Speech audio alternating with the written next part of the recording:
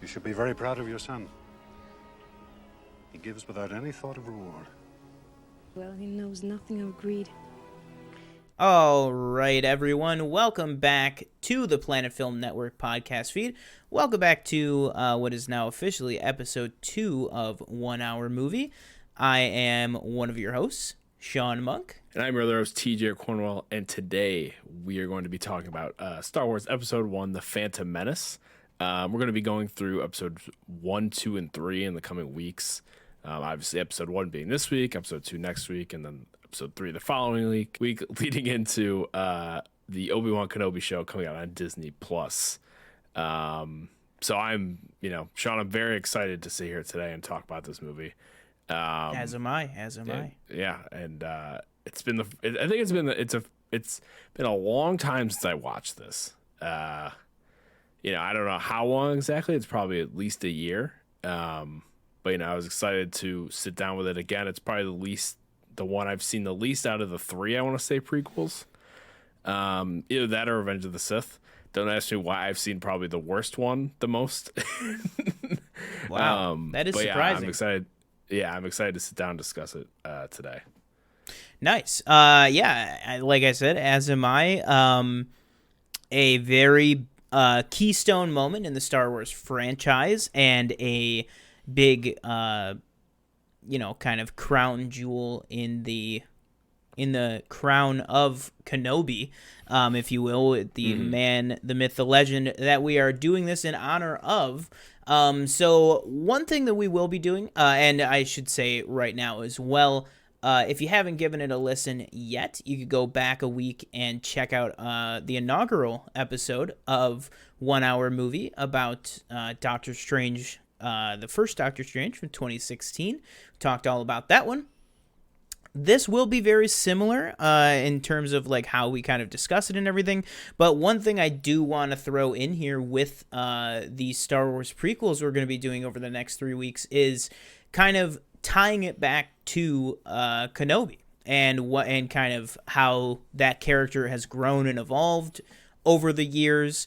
And obviously we can speak on, the original trilogy in terms of Kenobi as well, but mainly Ewan McGregor as Kenobi, as well as maybe a little James Arnold Taylor there, how the Clone Wars kind of helped inform some of the backstory for these movies and how these movies kind of informed the Clone Wars and how that developed the characters and everything. So we might cover a whole bunch of stuff, but at its core, we are going to be talking about these 3 films, starting with The Phantom Menace today. Now, the first question I want to ask you, TJ, is when did you, or when at least in your memory, do you remember first seeing this film? And what was your relationship with Star Wars at the time? Was this the first Star Wars anything that you've seen, or how did you kind of come to this movie? No. So when I first watched it, I honestly could not. I don't really have a vivid memory of when I first watched it. If I had to take a guess, it was probably in elementary school at some point. My one friend, throughout elementary school, middle school, and even in high school mostly, he had all the Star Wars movies 1 through 6 on DVD at the time. So I think that was the first place, which we'll get into when we get to the movie. But I watched Revenge of the Sith with him, and I think I watched 1 and 2 as well with him. As far as first movie being, it wasn't my first Star Wars movie. I think the first one I saw, actually, I want to say the first one I saw was Return of the Jedi. So the last one I saw it on VHS. My friend down the street from me actually let me borrow it, and I probably watched it a good few times with my dad and stuff like that. But yeah, I've definitely seen 1, maybe some of the least. And for me, 3 is the best one out of the 3, but I think 1 is definitely a second best in the prequel trilogy. But yeah, if I had to make an educated guess, it's probably when I saw it as around elementary school time. Yeah, I would definitely say it had to be elementary school for sure. Um, I I think either my first Star Wars movie was either Revenge of the Sith in theaters. Might have been the first time I ever saw Star Wars. But I feel like I probably watched Attack of the Clones before that, just because when Revenge of the Sith came out, I was 6, and that feels very late. I definitely feel like Star Wars is a bigger part of my life prior to that, like in kindergarten even. So I probably watched Attack of the Clones, but I definitely know that I watched Phantom Menace for the first time after seeing Revenge of the Sith in theaters. And then in terms of the original trilogy, I really have no idea. I think it had to have been right around that time. I think probably after Revenge of the Sith came out, I probably sat down and got my hands on, from probably Blockbuster or something. And we did own the VHSs as well of the original trilogy. But I think we probably went to Blockbuster, got Phantom Menace and Attack of the Clones to kind of fill me in because I loved it so much. I do, and I should say, because I have said it on the podcast before, I did see Attack of the Clones in theaters. I was 3 years old, and I very much do not remember everything. Attack of the Clones and Chamber of Secrets were the first 2 movies I went to the theaters for, so I don't really have a lot of memory of that. But in terms of first full Star Wars viewing in the theater, it was definitely Revenge of the Sith. So when I was, informed, like, oh, well, all this drama that you just watched unfold, there's these 2 other installments that you can, see what led up to this, see what happened with Anakin. There's a whole movie where Anakin's a little child. And I was like, oh, wow, that sounds awesome. But yeah, first viewing, I would say, we're obviously of a younger generation. We were both alive when The Phantom Menace came out. Barely, correct, yeah. But we were both alive. So we definitely are of a different generation we did not have the, 4, 5, and 6 is Star Wars. And then the kind of, oh my God, what is this? We didn't have the recoil. It was just like, we're just watching it, as a piece of this, 6-part franchise. And so for me, I loved it. Like the young me, the very first time I saw this, I was like, oh, this is really goofy and fun. And, and I really like this. And then I remember it was like very dark, obviously, with some of the places that this movie goes at the end with Darth Maul, as well as even just like, full spoilers, by the way, even just, Qui-Gon's funeral. I remember watching the scene where they're burning, I was like, why are they burning his boat? Why is he on fire? Yeah. And it's like, oh, he's dead. Okay, that makes sense. But, I will say I really loved it. And then it's hard for me because it's not like I can say that's how I thought about it then and then say, now revisiting it as an adult, I've probably watched this movie at least twice a year for the past 20 years. You know what I mean?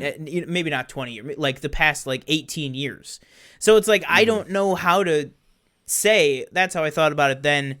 This is how I thought about it, in high school, because it's like, I don't know where the line is. It just, at some point, I took in all other Star Wars media. And then that kind of informed my opinion on this. Where I'm at with this movie now is I love this movie. I mean, I think it's fantastic Star Wars. I think it's one of the best Star Wars movies. Not in terms of filmmaking. We'll talk about that a lot. I feel like that distinction over these next 3 weeks of not necessarily in terms of filmmaking, but in terms of being great Star Wars. I think this one is one of the best, 2.5 hours of Star Wars that we've ever gotten. And I still feel that way. I think that Qui-Gon Jinn is an amazing character. Learning about and meeting, Obi-Wan Kenobi at the youngest point in his life that we've seen on the big screen was so good. Meeting kind of even though Leia technically came first. You know, Leia's mother and the predecessor of this strong female character in Padme with Natalie Portman. That was fantastic. And then Jake Lloyd as Anakin and Palpatine and everything in between with Darth Maul.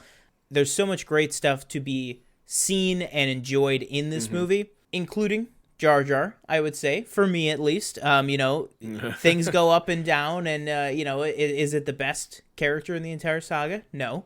But man, did I enjoy his triple jump ability in the complete saga. You know what I mean? It took it away. It's gone. I know. But yeah, really enjoyed it then. Still a super big fan of it now. Where were kind of your first thoughts on this movie, you know, the first couple times you'd seen, and then kind of how does it strike you now when you watch it whenever you're in a Star Wars mood? Yeah, I think probably the first few times I watched it, it's always good to have, you know, more Star Wars. I enjoy watching, you know, whatever trilogy I'm feeling, like kind of all the way through. So whether it be, you know, prequel, original, sequel, it's always good to start off with, you know, a decent one. And I'm sure when this came out, you know, again, just kind of how Force Awakens was. It was like, oh my God, like, you know, we're getting another one, like, what is it, 30 some years later, you know, after this long hiatus. You know, I'm pretty sure it must have been like a culture shock, like, you know, and for people, obviously, you know, going to see it, it wasn't that well liked, but, you know, as, you know, people have grown up, people like you and me, who grew up with the prequel trilogy, you know, there's a lot of prequel apologists, I'd say, now. Watching it now, you know, it's, I don't know if I'd agree with you where I would say it's the best, like, 2 hours of, like, you know, some of the best Star Wars, you know. As a movie, it lacks in a lot of different spaces. But I did enjoy the pod racing, all this kind of world building with Tatooine, the whole kind of, you know, you get hints of the rule of two in the beginning where Yoda's like, you know, there's always two of them. You know, we don't know if we killed the master or the apprentice, but there's always two. And all this kind of, and, you know, and the relationship between, like, Qui-Gon and Obi-Wan and Qui-Gon and Anakin, and obviously Padme and Anakin, you start to see that blossom, even though, you know, watching it, I was like, maybe we've made Anakin a little bit older, or maybe Padme a little bit younger to make it not the age gap that it is. Yeah. Because I don't know how old Padme is supposed to be or Anakin's supposed to be, but Anakin looks like he's like 8. Maybe. Yeah, he's supposed to be 9. 9, yeah. And Padme's what, like 16? Yeah. Something like yeah, that. So, you know, a little weird, but yeah, I really enjoy the world building. Not so much, you know, Jar Jar. I told you that, you know, his dialogue and everybody else's dialogue in that area, the Gungans dialogue was just not good. And I also noticed watching it this time that they always refer to Naboo as the Naboo. They never call it like Naboo, which I don't know why that's like a thing. I don't know, but yeah, I enjoy this. I'd say I enjoy it. Again, it's got its problems, but, you know, it's definitely, it's definitely a good start into, you know, the world and what we're building up to and how we get there. Yeah, absolutely. So I just want to kind of dive into, at the top here, how do you feel about Qui-Gon as a character, as a kind of, you know, I would say as kind of the lead of this movie, you know, even though he doesn't have, you know, I would say the screen time is pretty split between a lot of different characters, but in terms of like, he's kind of the anchor of this story. Yeah. You know, how do you feel about that, and Liam Neeson, you know, being in this and everything? Yeah. Yeah, I thought Liam Neeson does like a great job in this movie. And as Qui-Gon, unfortunately, obviously they couldn't really expand on the character that much because he does die at the end. But something I did notice, actually, like, just speaking on that character, Qui-Gon is not that... He's similar to Anakin in a way that Qui-Gon is not on the Jedi Council. Same with, like, Anakin. It's in that same way where it's like they're kind of going a different path that they don't agree with, so they don't let him be on the council. Why can't I say council? Council. And I thought that was kind of interesting to see, like, he says that he's going to be, you'll be my apprentice. You can watch me. You can't, I think the rule is, like, you can't act or anything on anything that I do because it's not, like, sanctioned or whatever they want to call it. Mm-hmm. But I thought that was interesting to kind of see those two things where it's like he kind of, obviously, Qui-Gon doesn't go to the dark side or anything, but, Anakin, as well, as you could see in the third one, it's like he wants to be on the Jedi Council, and they just won't let him. Mm-hmm. And it's just around kind of the same thing as Qui-Gon. Well, as Qui-Gon wants to, train him, obviously. He doesn't. The Jedi Council doesn't. It just goes to lay the groundwork that we see not only in these 3 movies, but majorly in Clone Wars, especially with obviously the final episode, final arc in season 5 with Ahsoka being Ahsoka's trial, and then kind of the failure of the council, and then you especially see you especially see their arrogance and kind of hypocrisy, really, when Mace is the first one to be like, oh, get her out of here, type it, like, he's ready to be like, yep, she's out, try her, sentence her to whatever you want. And then as soon as it's revealed that she's innocent, he's the first to be like, well, Ahsoka, the Force works in mysterious ways. This was your trial. You're a Jedi Knight now. How about that? And she's like, no. In this similar way that, Qui-Gon is saying no in the face of, even back then, 10 years before the Clone Wars, Mace Windu and Yoda, the same 2, head members of the council, which I think, again, shows you, how little things change with the council, is that you look at a decade apart, it's still Yoda and Mace Windu calling the shots, you know what I mean? It's like they have such little change in themselves that, in all they sense, it's ironic because they're worried about Anakin's fear, but them turning him down is them giving into their fear. Yeah, not only is it leading him down that path, but them saying we can't take him because we sense too much fear in him. Well, what do you mean? So you're afraid then? They're giving into their own fear. And that stuff I really, really enjoy. Just that whole kind of, it really reminds me of Clone Wars with those aspects where it's just, the Jedi just being so full of themselves and also just so oblivious to, they're just so misguided. It really all starts in this film. Yeah. And some would say, maybe too oblivious, which I do agree with at points where it's like, come on, it's like right in front of you. Like, you sense it, you just don't know what especially it is. In the Clone Wars when you realize, okay, they found out that, you find out in Attack of the Clones, I was hired by a man called Tyrannus.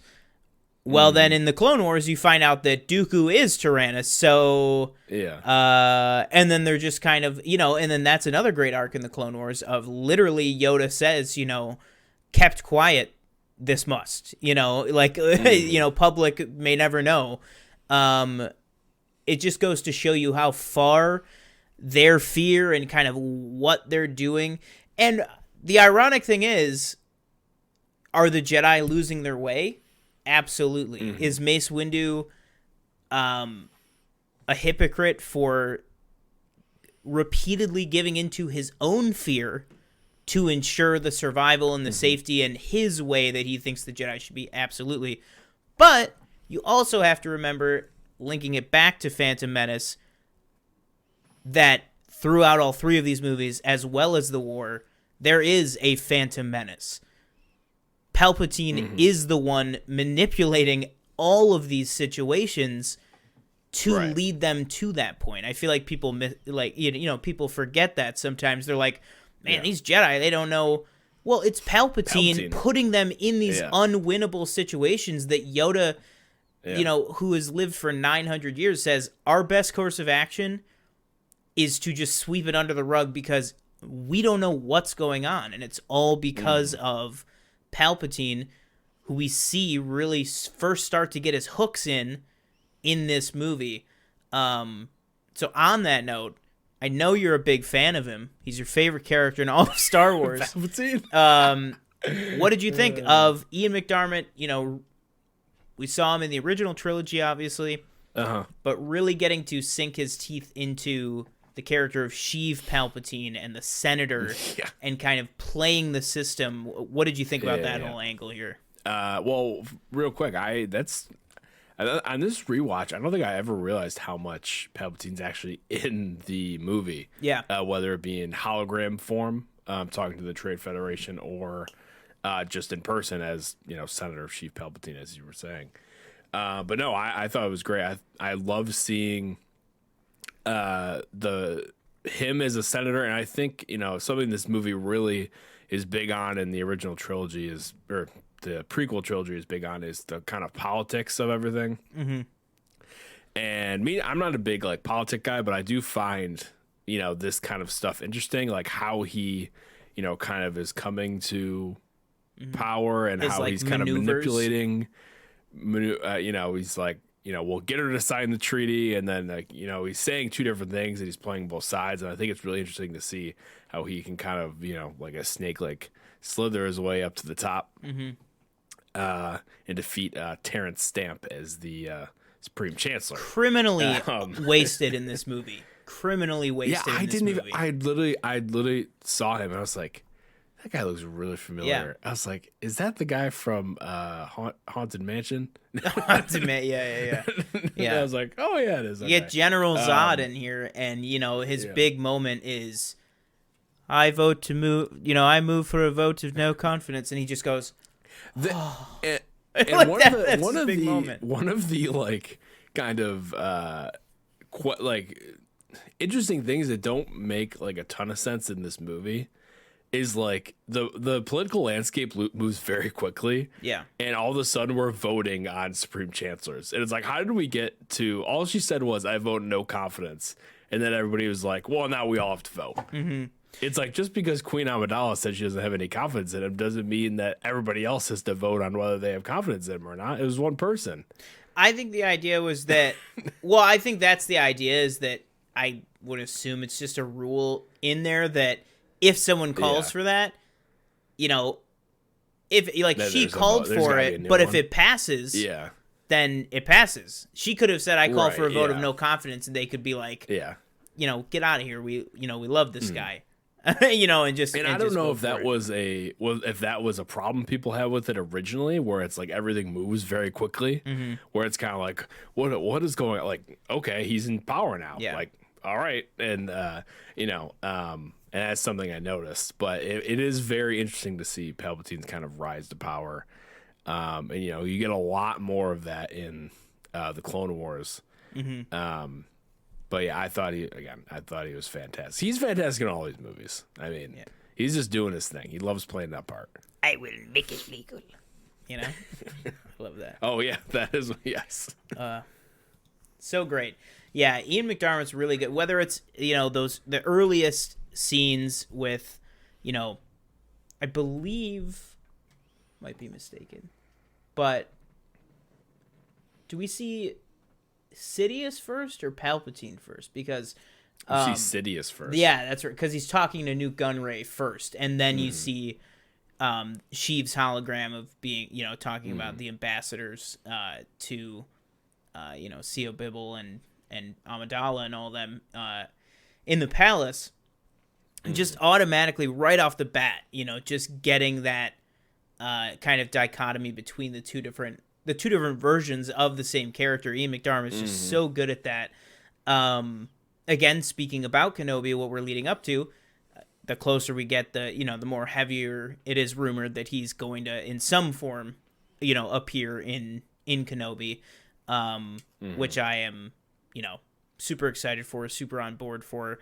And even people have floated the idea that, what if we could see him in Andor, not even as the Emperor, but as, things we've seen in Battlefront 2 and Rebels, as the public face Palpatine of the, thank you for being in the Empire, like on a billboard or something. Yeah. I think that, that would be fantastic to see in live action, but, it really all stems from this, because before this, the Emperor is just the Emperor. He's just, I'm afraid the battle, I am a Jedi like my father before me, then you will die. This menacing evil, and this was really where we got to see the first side, the first look at the two different sides, which has lasted, all the way up to now. But I do want to move on to Obi-Wan, Anakin, Padme, but what I really want to jump into is kind of, how do you like the whole, or I guess, let's just go with Tatooine. So we talked a little bit about kind of the Naboo stuff and Palpatine and everything. But I think that some of the absolute strongest stuff in this movie is actually with Shmi Skywalker and her interactions with Qui-Gon. The interactions between her and Anakin, and then also, kind of how all that goes down. And I think one of the best lines in this that really, gets to me, not crying, but, it does get me a little emotional every time I see it, is, as soon as he finds out that he's going to be freed, it's he has this immediate kid response of oh man, screw you guys, I'm getting out of here, let's go. And then he has that moment where he realized, you kind of see it on Jake Lloyd's face that he realizes, and he's well, what about my mom? She's coming too, right? And it's sorry, buddy, that's not the way the cookie crumbles. What, how do you feel about Shmi and everything? Yeah, I mean, I thought him and his mom, I thought Anakin and Shmi have the greatest interactions. Same with Shmi and Qui-Gon. But that relationship with his mom is so key to, I feel his ultimate downfall later on is, he's he goes before the council and they're oh, I sense, fear and sadness. It's well, yeah, I'm 9 years old and you just took me away from the only person I've known. Yeah. Well, not only that, but the only planet I've ever known, the only town I've ever known, probably the only street I've ever known. You know what I mean? And sometimes I think it really comes down to and this is kind of a little off track a little bit, but sometimes, the Jedi, they just expect a little too much. I think they and I get obviously Qui-Gon, he couldn't take Shmi, unfortunately. It ends up, she ends up down the line, obviously the next movie dying, unfortunately. But Rip. I think her love for Anakin, and she sees something greater in him, and her push to get Qui-Gon to, take him, I think is really big for the relationship. And he, Qui-Gon tried. He tried to set her free, but they weren't having it. They weren't having it. No, not at all. Yeah, I just really enjoy, especially that conversation of, when just her as a mother being strong enough to say, not they didn't go the route of no, you can't, you can't take him away. That's, he's all I have type of thing. Because really without her, right. And this is kind of, what goes into Anakin being upset and stuff and feeling like it's his responsibility is without her, she's alone. She has Watto, right? Which, for all intents and purposes, obviously Watto is a terrible, person. He's a slave owner. But for all intents and purposes, it doesn't seem like, at the very least, like that they're being abused, or like that it's Right, I never got that because I feel like there are very small glimpses of Watto's humanity. Yeah. Where I think at the end when he's like arguing with Qui-Gon, he's like, "You swindled me." Yeah. And then Qui-Gon said something or whatever. He's like, just take the boy. Yeah. Like I think he knows too. Like this kid. Yeah. He doesn't. He's not. This isn't his life. Like he's going on someplace else. Yeah, and on that note, when you like exactly what you just said, the exact line you just said of, when he goes, take the boy, just in that line, it's like you can feel that. It's like you feel all these things, and granted, if you're just watching it to watch it, and you're like, this movie, sucks or whatever, you're not gonna look into those things. Yeah. You're not gonna feel those things. But if you take a second to look, when he says something like that, it's like Watto is like, I know, sure, I have him, but it's like, do I really want to keep this kid from having a shot? Because Watto's stuck on Tatooine too. You know what I mean? Like, he's like, this kid has a shot to have a life outside of all this shit. Like, just take him. And then you see the other side of that when he sees him in Attack of the Clones, and he's genuinely like, oh my God, you did it. Like, he's like, you literally did it. Like, he's genuinely happy and enthusiastic, not only to see Anakin, but to see that he became a Jedi. Surprised Anakin didn't go back and kill Watto. Yeah, I know, yeah. He sold his mom, so I mean, like... Yeah. What's it called? But yeah, I really enjoy that stuff, and like you said, the bet and everything, and that kind of brings us to, I think, what... inarguably, in my opinion, is one of the best 10 to 15 minutes in Star Wars history of the pod race scene. Say what you will about the announcers, but the sequence itself... God, I wanted them to shut up so badly. That's gotta hurt. The say what you will about the announcers and everything, but the actual scene itself, what is at stake with the race, and then obviously just the visuals and the sound design and the John Williams music. It's one of the best sequences in this movie, hands down. Might even be the best sequence in this movie. One of the best sequences in the prequels for sure. But what did you think of it? How do you remember seeing the pod race as a kid, and then like now, Yeah, well, I don't remember anything about the pod racing as a kid, if I'm being honest. The only thing I remember is playing the level in Complete Saga. Fair enough. But no, it is riveting. It's very loud. Yeah. I probably adjusted my sound at least twice. But no, I think it's great world building. And it seems like, from what we know, pod racing is only a thing on Tatooine. I don't believe it's a thing anywhere else. We do could be see wrong. it on a TV screen. Like in canon, it is other places, but it's very rare.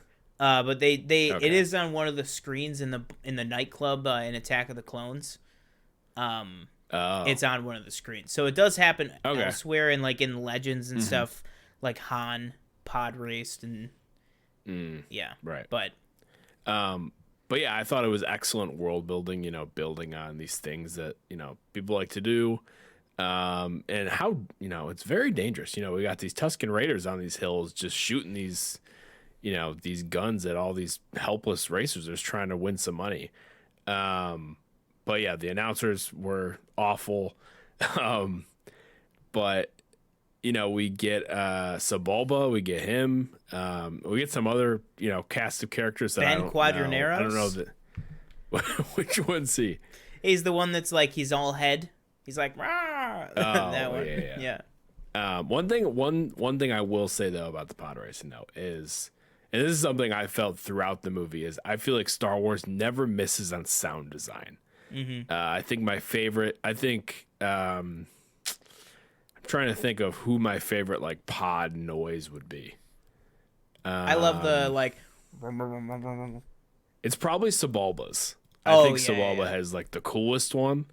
But that was something I was thinking while I was watching that scene. or that, that 15-minute scene or whatever it is. Yeah. That 15-minute race is, these sounds are so cool, and it really puts you like kind of there, which I think Star Wars has always like excelled at. I'd love to see. I don't know if they have any behind the scenes, because you've seen some of those videos where it's like, oh, this is where we found the blaster noise, or this is where we found the lightsaber noise. Like I would love to see like a video where it's like, oh, this is how we came up with the sounds for the different pod racers. Yeah, I don't know if that exists, but it might. Honestly, it probably does somewhere. I'm sure if you looked up like Ben Burt pod race sounds or something, it would be like, and this is where we put a cable under tension and then hit it. I think that was one of them where it was like they like it's for the banged, blaster. Yeah, they banged a wrench on like a telephone pole or a wire or whatever. That's awesome.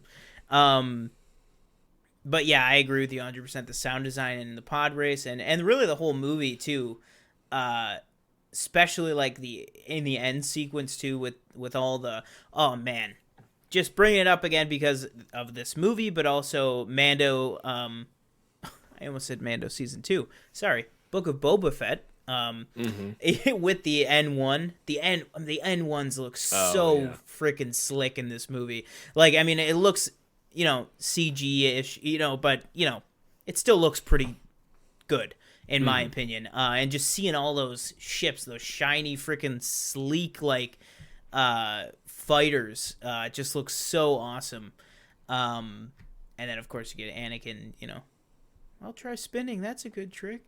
But yeah, how did you feel about the kind of the end battle in this? Do you feel like there was enough going on? Because it kind of had that Star Wars thing, where kind of every movie adds another element where it's like the finale of the movie, is jumping between all these different things because you have, the lightsaber duel, which we will definitely get to in a minute. You have the lightsaber duel going on. You kind of have the Panaka and Padme trying to get to Newt Gunray to take back the palace. And then you also have Anakin and the other fighters in space trying to actually take down the core ship. How did you kind of... And you have the droids. Yeah, absolutely. Yeah, and you also have the... what about the droid attack on the Wookiees? You have the the droid attack against the Gungans and Jar Jar and everything. So, how did you kind of feel about the finale in this? Did you feel like there was like too much going on, or did you enjoy it all? Where'd you kind of go with this? I'll be honest, like just watching it again, like I kind of wish it was just all the duel with Maul, Qui-Gon, and Obi-Wan. I think that's probably how the majority of people feel. I felt like it also went on a little bit long because we have these 4 different things, and in order for Jar Jar and them to win the fight, Anakin has to do this.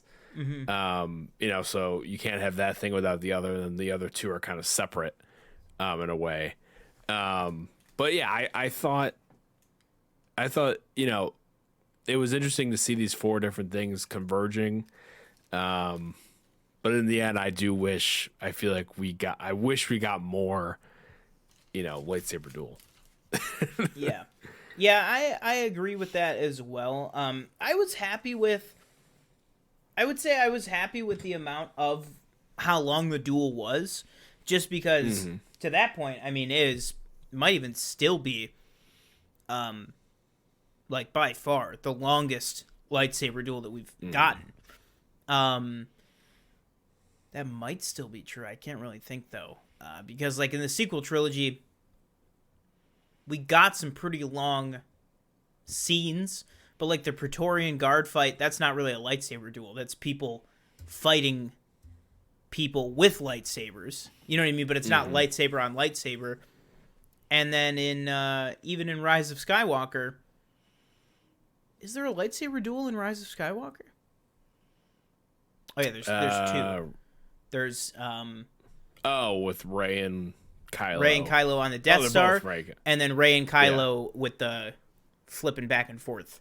Right. Yeah. So that one was pretty good, but I think unadulterated, this is still the longest lightsaber fight. So I was happy with the length, but I do agree with you on, I think there was maybe one too many things all happening at the same time. I think you really could have. Oh yeah, continue. And I'd say the Gungan droid fight is more played for laughs, if anything. And even, I guess, kind of, the two serious ones are Maul, Qui-Gon, and Obi-Wan, and then we have Padme as well. And I'd say those two are the more serious kind of, because, you're really not sure. Well, obviously, we don't know what's going to happen with Maul and all them, but, you're also not sure when Padme gets pinned down. They blast the window open, and it's kind of a serious moment. But then you have Jar Jar kind of just running around making a mess, actually helping in ways he's not trying to help. And then Anakin just has his little quips while he's, flying the ship. Yeah. He's like, "Oh, see you later." Yeah. Says, stuff like that. And those two events are kind of played more for laughs, while the other two are more serious. And, it kind of balances itself out, I guess. But, I really needed a less Gungan Jar Jar. That's and why maybe more of the other three. Or I feel like a way that you, and I promise anyone listening right now and you, just as you were just talking, I just was thinking of this, and I've never really thought of it before, because after all these years, I've never really sat down and analytically looked over this movie like we're doing right now, which is awesome. I think to combine some of those and kind of make them more important to each other and to the movie, you could have had the ground battle, have Newt Gunray and them be with the droids. Have them be in, a tank or something, and then have Padme also, have Padme and Panaka and all them also in that ground battle, and have them be, have the Gungans and the droids fighting each other, but then have it be Padme and Panaka, they're going through, they're stealthily or whatever, making their way through the droids to hit something, and then even have it be something where maybe Padme has to hit a button or has to do something on the ground and then tells Anakin, all right, Anakin, take him out. And then you kind of get a nice moment where all three elements are coming together. You get a nice moment with Padme and Anakin, doing something together to kind of set that up for everything. So yeah, I think overall the finale of the movie just felt a little disjointed to me. Just a little too much going on. But that being said, I still enjoy it, still like it. So obviously, gotta talk about the Duel of the Fates and the song Duel of the Fates. Absolutely incredible. Still to me continues to send chills down the spine. Absolutely, the scene and the song, 100%. Yeah. So kind of, what were your thoughts on the scene? Now, this I do want to get as much of a before and after as you can. How did you feel about that scene, say 3 years ago?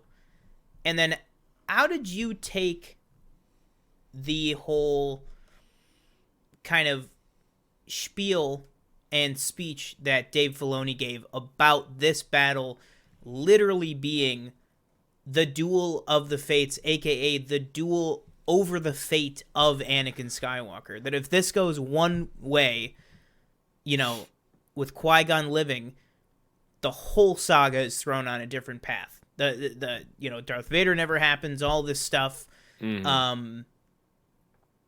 Obviously that's not what ends up happening. But how did you feel about just the sequence on its own, and then kind of what this fight kind of ends up meaning for the saga and for the Skywalkers and for Anakin in particular, overall? Yeah, looking back on it, I'm gonna say, before watching it most recently, in the previous 3 years, I probably looked at this as, one of the better lightsaber fights in the entire Star Wars kind of just franchise. It's still definitely up there. Obviously, just that battle, the score, everything combined. I don't want to say it like saves the movie, but it definitely, I feel like, makes the movie. And just waiting for that moment. But no, and right now, again, it's still up there for me. It's probably top 5, maybe top 3 lightsaber duels. And again, the score, crazy. But as far as like what you're mentioning with Dave Filoni, and I don't remember like his exact, words or anything, but I agree with that because you have to think like if Qui-Gon like lives, that I feel like there's no, again, like Darth Vader just doesn't happen.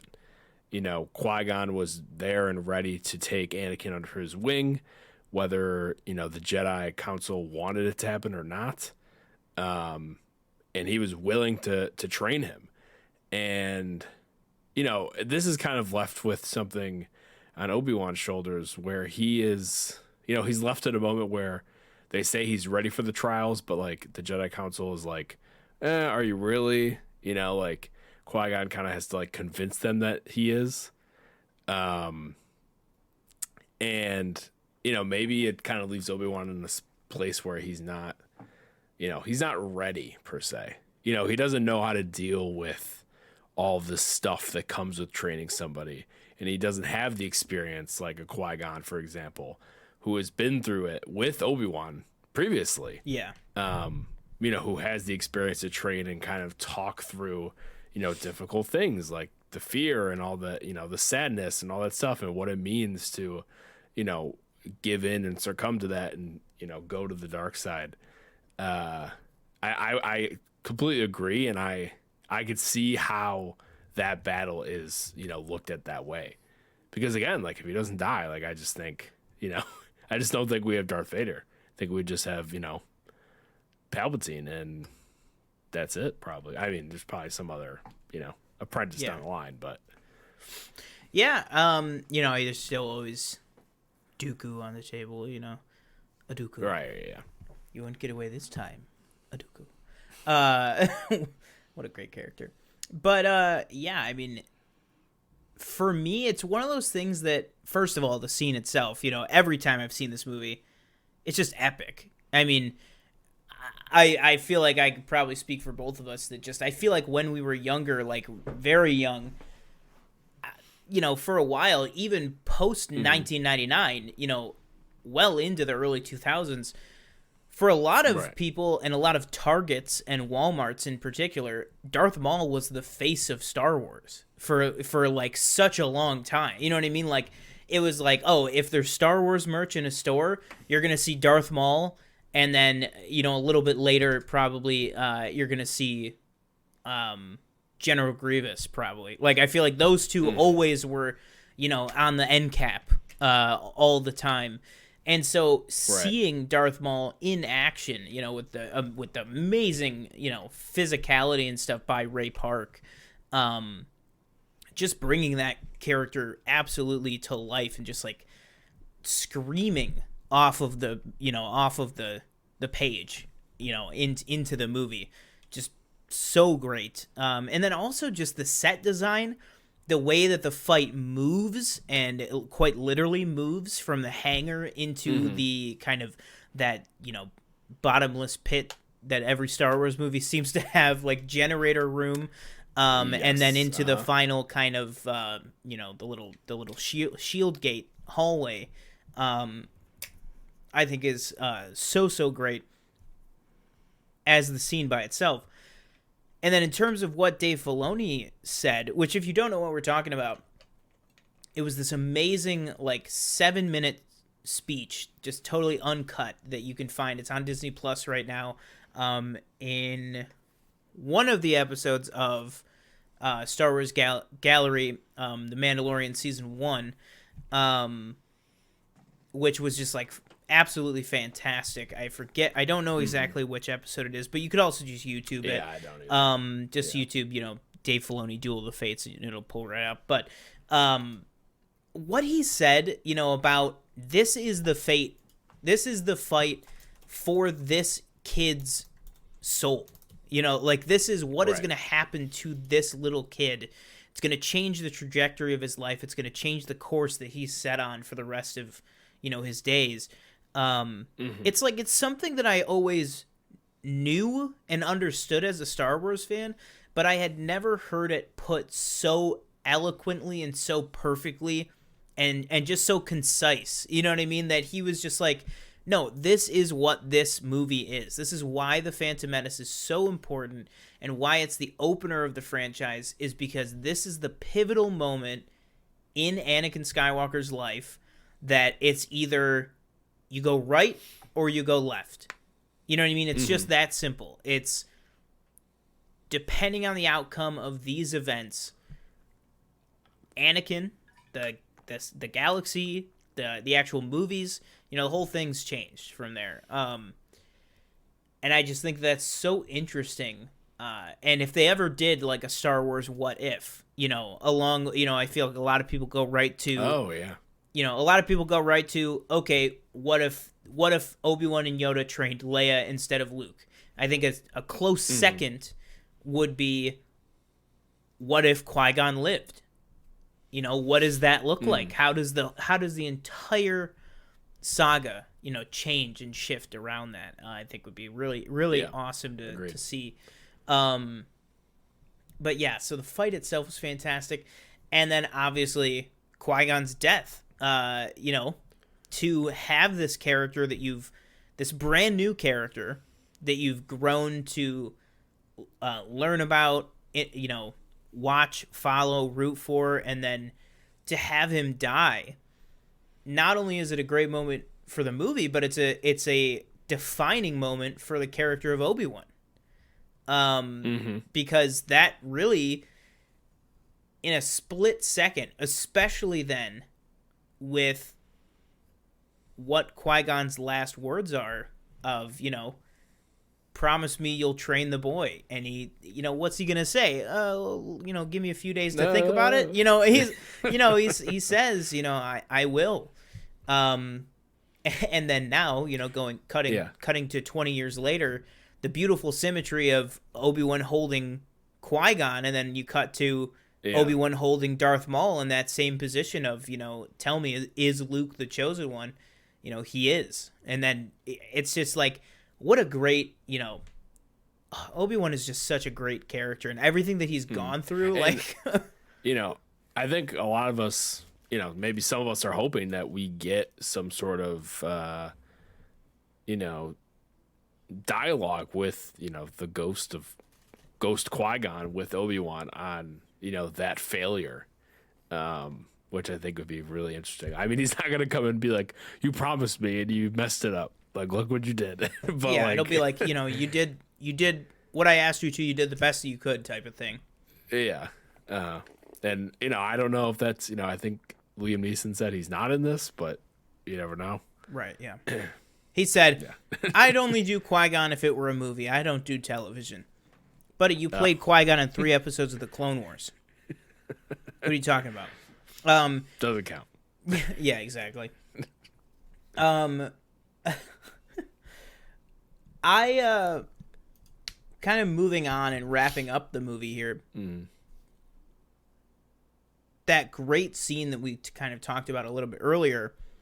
Actually, before we even get to his funeral, I want to go to Obi-Wan and Yoda, because, you know, we know now kind of Obi-Wan is stepped up into the Jedi Knight realm, where he is taking on his own Padawan, even though he himself is so young. I think that's a great moment. But also, really, this is the first time that we've seen one-on-one Obi-Wan and Yoda interact, and we know how much of an important relationship that they are going to end up having with each other. I think that is very, very interesting. And just hearing again, even after Qui-Gon dies and everything, hearing how hesitant and how, frankly, just annoyed Yoda is at, like, well, because it was Qui-Gon's, you know, last request, you know, allow you to train the boy, we will, you know, like, right. And And also in that scene, you really get a sense of not only Yoda's but Obi-Wan's hesitancy.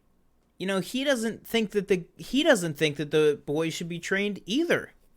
The only reason that he took him on was because he promised Qui-Gon, because Qui-Gon wanted him to. That's it. You know, he didn't want that responsibility. He didn't feel like he was ready for it. And frankly, you can kind of tell he didn't really like Anakin. He didn't really like him that much. Right. I wouldn't. I mean, he was nice. He said, pleasure. He said, got on the ship. He said, pleasure to meet you. My name is Anakin Skywalker. Yeah, I mean, he calls him another pathetic, useless life form. You know what I mean? Like, I think Obi-Wan at this point in his life, and I think it's part of the character's journey, is, you know, Obi-Wan at this point, he's just, you know, I'm trying to focus on me here. You know, he's like, I'm trying to get. Are there any books talking like what Obi-Wan was pre Qui-Gon? Like as like a youngling? Yeah, yeah. Is there anything on that? Not as like a youngling. I mean, I wouldn't say youngling. Like what is he when he's in this episode? What, like? He's a Padawan. 20?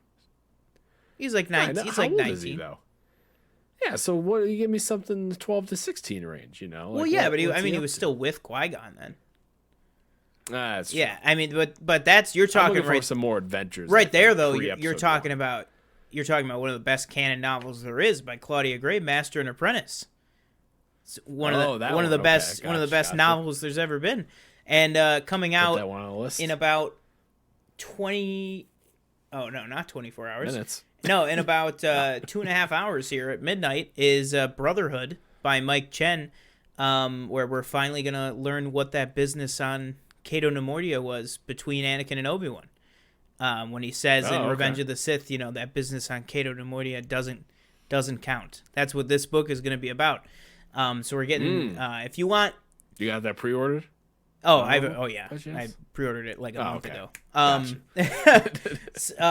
got to finish Dark Disciple first, though. I think I have like an hour or two left on that. But if you are listening to this and you do want, hey, here's an idea. Audible, you know, we know you love podcasts. Well, we love you. But genuinely, you know, we are not sponsored by Audible yet, sadly. But Audible has some amazing Star Wars books out there. And there's a lot of good Obi-Wan stuff. And specifically Obi-Wan and Qui-Gon stuff. If you want to, you could check out a new Star Wars: A New Hope, A Certain Point of View. There's a great story. There's a great short story in that book, also called Master and Apprentice, also written by Claudia Gray, where when Luke leaves Obi-Wan in A New Hope to go, and he goes and finds Uncle Owen and Aunt Beru dead. When Luke leaves, Obi-Wan, immediately after Luke leaves, when he goes, you know, that would lead them back home. Immediately after Luke leaves, Qui-Gon comes and visits Obi-Wan, and they talk about Luke, and they have all this interaction with the Alec Guinness version of Obi-Wan and everything. So that's great in that book. But then also Master and Apprentice by Claudia Gray is fantastic, and that's exactly what you're talking about. That. Gotcha. Not only is it an adventure with the two of them, but it actually, at the beginning of the book, they wanted to split up Qui-Gon and Obi-Wan. They were like, like, this ain't working out, Chief. You know, we gotta go our separate ways, and you know, you need a new master, I need a new Padawan type of thing. And then the adventure and the kind of kinship that they form during the events of the book, is kind of what brings them to where they're at in the Phantom Menace of being on the same page, you know, being very different people, but nonetheless being on the same page as each other.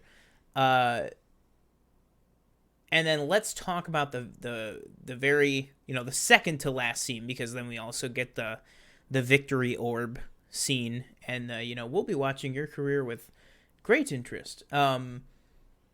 Yeah, the whole orb thing. What is the deal with that? I don't know. It's a victory orb. Okay. That's what they call it in canon. Literally, a victory orb. Also, somebody we haven't mentioned the entire podcast, and I feel like that's so rude. Boss Nass, the wonderful Boss Boss Nass. Nass. You know, great character, great real Star Warsy character. But last thing I want to hit on is that great scene at Qui-Gon's funeral where you see Anakin there, you see Padme there, you see Obi-Wan, and then you get that great interaction between Mace and Yoda talking about the Rule of Two. How Yoda knows about the secret Sith Rule of Two, don't know. Doesn't make much sense. Maybe point. we'll find out in the High Republic, or maybe in Acolyte or something. But he knows it, apparently. Always two there are. Maybe he was once a Sith. I mean, he's 900. When 900 years old you reach, experiment you will. I don't know. Yeah. Maybe Plagueis came a knocking. Kind of like Doctor Strange. Oh, yeah. The Tilda ancient Swinton. one, yeah. Yeah. But we do get that great interaction of, always two, no more, no less. And then Mace's, great, but which was destroyed, the master or the apprentice? And then that amazing pull-out tracking shot straight to Sheev Palpatine, standing right next to them. Just really setting us up for the rest of this trilogy. Really living up to the name of the Phantom Menace of who is this? Who is doing this to us? Who is manipulating us? And for 3 movies, he is right there. I mean, he is right there. Right with them every step of the way. And I just absolutely love it. So what are your kind of thoughts on the closing of this movie and some of your overall thoughts before we go ahead and wrap up here? Yeah, I thought it was a great great ending. Celebration is cool. I don't need the celebratory orb thing, but the funeral is very powerful. As like you, when I first watched it when I was a kid, I was like, why are they burning his body? Like, I don't understand what is going on. But yeah, the whole kind of like, oh, there is another. There's always two, and then it pans right to Palpatine, and it's like, yeah, he's right there, and you almost kind of want to scream at the TV because it's like, guys, okay, I know he's probably suppressing it. I get it, but still, like, you sense it. You've said you sensed it before, so we got to find it. It's literally right in front of you. But alas, they cannot figure it out until it is too late. But yeah, I thought it was a great ending, and kind of puts a cap on everything for the movie, and then shows you what's to come. And I feel like it's something that I'm assuming, even though the movie wasn't very well received, people were excited to see what came next. Mm-hmm. Absolutely. The last thing I will say to close out this discussion here, this episode 2 of 1 Hour Movie, talking about the Phantom Menace. If you are a fan of Star Wars, if you love Star Wars, or if you are trying to get into Star Wars type of thing, I think that there is a lot to enjoy in this movie. I think if you could set aside any sort of oh, well, those are the prequels, people always said they're not good type of thing. If you can set aside all that and just experience the movie for what it is, I think you'll really enjoy yourself. Is it a great film? Absolutely not. Definitely not. It's not the worst Star Wars film. That is 100% fact. But it is an enjoyable ride. It has amazing characters. A great story, and it gives you the setup of Darth Vader. It gives you the setup of Darth Vader, of the Emperor, Obi-Wan Kenobi, as well as Yoda, the Jedi Council, everything like that. There's so much important stuff set up in this film that this film gives us as Star Wars fans, as film fans, that every time I watch it, I am constantly rewarded and happy with the experience. Can't say that for every Star Wars movie. Can't say that for every Star Wars thing. But with this one, I definitely am. So, with that being said, guys, Well, sorry, real quick. One last question for you. This is just something that I think to me like really stood out about the movie. When you were just watching it, and obviously we're not reviewing the movie, but where was the moment in the movie where you thought, wow, this got really slow? Like it was like at a good pace, and then it just all of a sudden was like, I feel like we've been in the same thing for like an hour. Do you have a certain moment? Or a certain like kind of group of scenes, I guess? I don't know, like maybe some of the stuff where with like Newt Gunray and like Sidious or whatever, like when they're about to set up the finale, I guess. If I had to pick one. Did you have one? For me, it was when they landed on Coruscant after Tatooine. Yeah, that was when the movie to me like just completely like slowed to a halt. Yeah, and I was like, because it's doing like so well. They like introduce Valorum, and then it's like Anakin goes to like Padme's office, and they're like, "Oh, the Queen's not in right now," and he's like, "Okay." Like, yeah, there's like a lot of stuff that probably could have been trimmed. Which was that Padme? That was Padme, right? In the Queen's. Yeah, I think it was. I think it maybe was. Sometimes I was like, is that Padme or is that the decoy? Yeah. But then I saw the decoy like clearly and I was like, oh, that's obviously the decoy.